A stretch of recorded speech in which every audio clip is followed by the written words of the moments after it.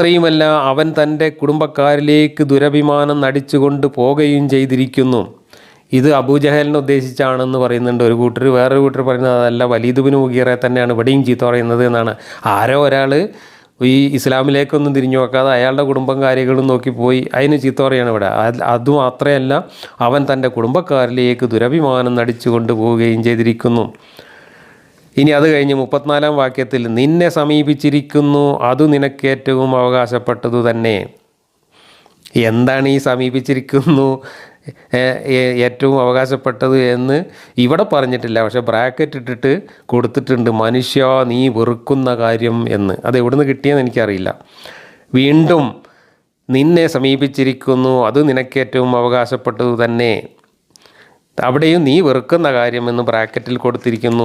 എന്താണ് അതുകൊണ്ട് ഉദ്ദേശിക്കുന്നത് എന്നോ എവിടുന്നാണത് കിട്ടിയത് എന്നോ ഒന്നും വ്യക്തമല്ല. ഒരു തലയും വാലും ഇല്ലാതെ എന്തൊക്കെയോ വിളിച്ചു പറഞ്ഞു എന്നത് തന്നെയാണ് ഇവിടെയും നമ്മൾ കാണുന്നത്. മനുഷ്യൻ വിചാരിക്കുന്നുണ്ടോ അവൻ വെറുതെ വിടപ്പെടുമെന്ന്? ഭീഷണിയാണ്.